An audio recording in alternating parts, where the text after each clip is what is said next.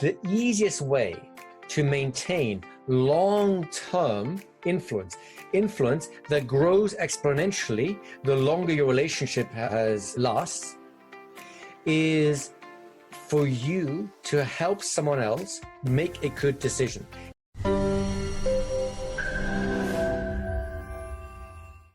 So I'd like to depart briefly from the conversational aspect right now. We'll come back and we'll add more language and more tools for the conversation in a bit. But right now I want to go back to keep our minds clear on the idea of influence and how we can influence what other people are doing, right? Now, remember I talked about right at the start of our session today about Robert Cialdini and his book, Influence. Great book.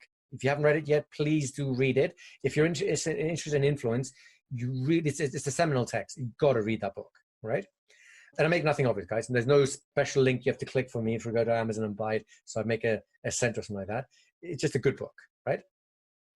What I like to do is, look, the principles that Cialdini talks about are universal, right? They're authority, social proof, commitment or consistency, scarcity, liking, and reciprocity. Those are the 6 principles that we're interested in, right?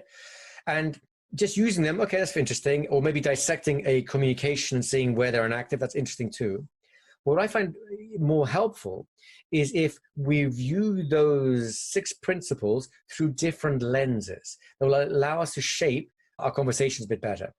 Now, the lens I want to view the 6 principles from Cialdini through today is through the lens of making good decisions. Because our job as influencers is not just to influence people. It's not just to make them do things we want them to do.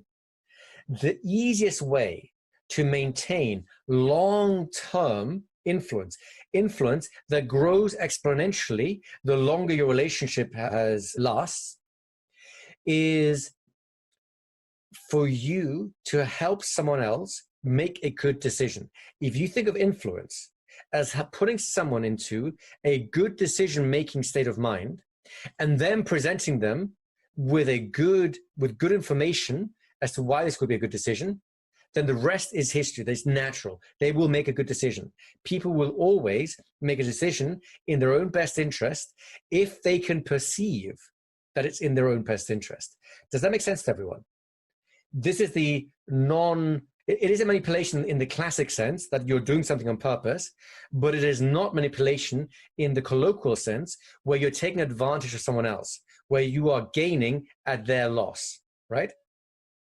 That's our golden yardstick. Can I help you make a good decision and present to you the information you need, both to put you in the mental state to make a good decision and then present you with the information you need to use that mental state to see clearly how this is a good decision. Those are our keys. If you found this insightful, make sure to subscribe for more fascinating discussions on the power of the mind and hypnosis.